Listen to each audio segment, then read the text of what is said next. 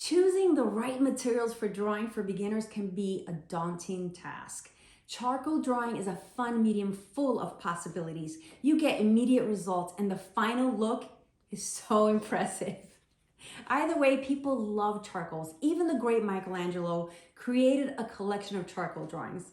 But there are certain charcoal drawing techniques you need to know before starting on your first masterpiece. The best place to start is materials. Let me show you what you can start out with to get you going in the right direction. All right, here's some materials that I've laid out for you. Now, when you're just starting out using charcoals, this great drawing material, I always tell my students, just go to the art store and pick up a really cool kit that has an array of soft and hard charcoal pencils and sticks. So this kit right here, if you want to know, is by Generals. Generals has a great selection of charcoals. This is the one that I'm actually using for today's tip. All right, so I have here different ones. I have soft, medium pencils, and I have white charcoal, and then I have hard and soft charcoal sticks and white charcoal sticks. Now, just like any other just like the pencils, charcoal comes in an array of different hardness ratings, right? The harder the charcoal you use, the lighter the line it produces. So this hard charcoal right in here, I'm just gonna do a line just to show you what that looks like, right? So I could just basically draw with it, right? So that would be a hard charcoal. Then the softer ones, okay? You can actually, I'm just gonna go ahead and just shade this in using my soft one. You could see how much lighter it is and how much more it spreads. See that? So that would be your soft charcoal. Now, some people prefer to use the soft charcoals because it's better to blend with or make deeper, darker, more intense values with it. And others prefer, you know, a medium one that sort of goes in between. Just want to show you real quick how to sort of blend that out. Now, I like using toilet paper, any paper that doesn't have any perfume in it, and just sort of wrapping it around my finger like this, just to sort of blend it out like that. And you get this really cool, soft effect with that. All right. Now, these are all rated for hardness with number and a letter.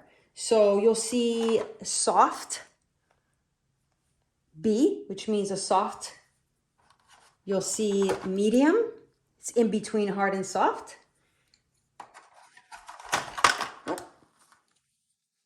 Let's see, here's another. This is a 2B, which is just a little darker.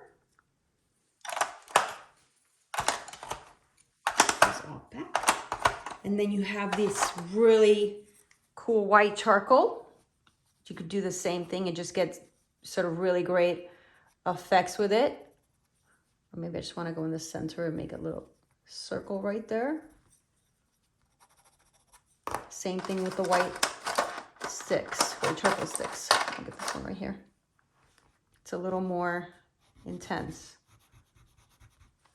And you can see what you can do with that. And I always tell my students, just experiment and try them out and don't be scared and just go all in, see what you can do with each one. All right, there are so many other things that you can do with this medium. All right, I want to talk real quick about papers. So you always want to get a paper with some kind of, it's not smooth paper. It has to have some kind of grit to it to hold the charcoal, just like pastels. So there's charcoal paper. Strathmore has a really cool charcoal paper. Comes in an array of tones. And you could see, I don't know if you can see in the camera, but you could see all of the lines where it could hold the charcoal. And I love using these. It just gives your artwork a little bit more of a painterly effect, like I did with this one right here. Then you have, let's see,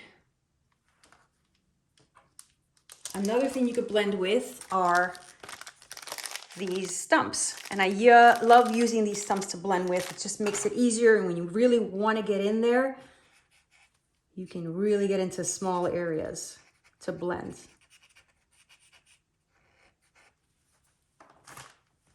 All right. They also have compressed charcoal powder. And this is what it comes like, what it looks like. Really be careful when you're opening this stuff because it can get everywhere. It's a really light powder.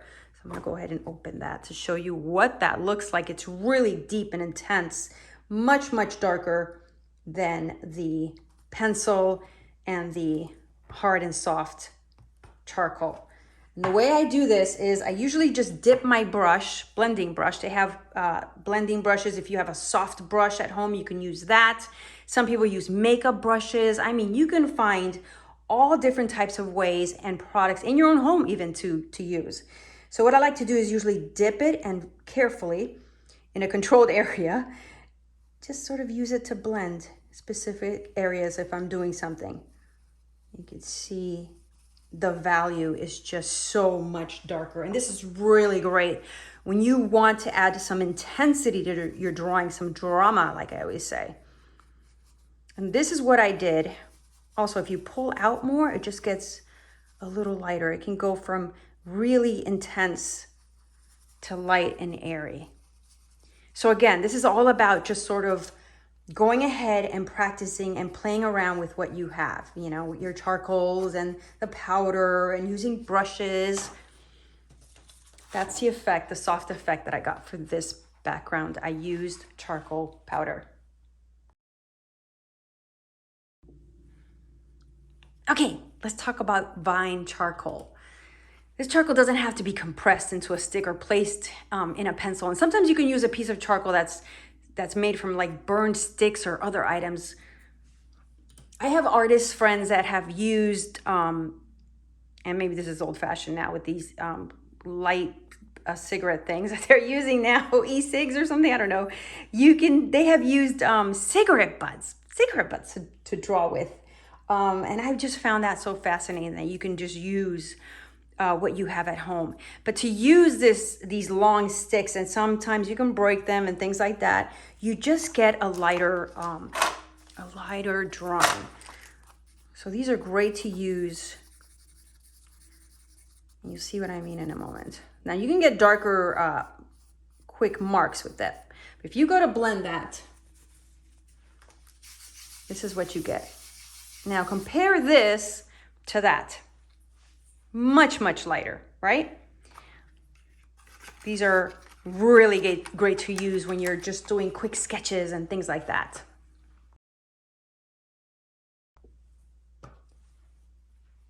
Okay, kneaded erasers. There are numerous types of erasers that work well with charcoal, but the kneaded eraser is one of the best. It's very soft and can be molded and manipulated by kneading it like dough or clay. And it can be used in two different ways. As a traditional eraser to remove sections or create a highlight.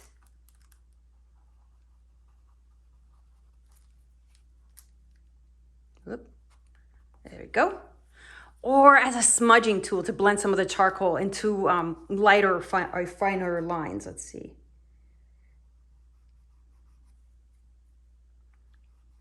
You could see it all blending out. So that's really cool trick. Another tip, to clean a kneaded eraser, you want to sort of pull it apart.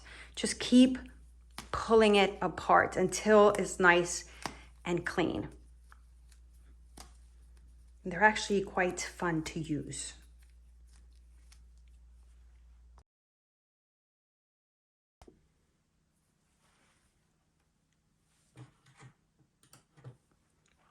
I get asked all the time, can I mix different brands of paint? Well, yes, you can. It's okay to mix different brands of acrylic paints. It's a people choice, and you'll discover that, you'll discover what works for you, basically. So I'm going to show you some of the brands that I use. I mix them up for those of you that have seen me work before. You've seen that I just sort of use what's on hand. A lot of these I've used sort of to play with. And the only difference is you know, the opacity and the thickness. I love using Liquitex heavy body because it's just it's a thicker paint. Just want to show you what that looks like close up. So this is Liquitex heavy body paint. And you could see this one's mostly used for thick textures and things like that. You want to be able to see the lines underneath as you paint. You see this? So you can get some really cool effects with this. And I always tell my students, experiment with everything and find what you love, what works specifically for you. Because what works for me may not work for you. It's pretty much just playing with it. Another one that I use a lot, Winsor & Newton Galleria, and this one is mostly a student grade paint. But I love the fluidity. It has a really intense color. And I'll show you what I've used it on recently. This painting right here. So that is exact blue that I used for the background, and you can see the strokes. You can see the thick patches of color in certain areas. I love the intensity of that color. Now, if I were to use a Liquitex blue, which I don't have in front of me right now, it would be even more intense. I just find that it has more pigment. And then there is the basics color. That again is very fluid. I found it to work really well, but again, it doesn't have as much pigment as a professional paint or even Galleria paint. So I find that either Galleria or Liquitex really works for me when I'm working with paint. So yes, you can definitely mix your paint, so don't worry too much about that.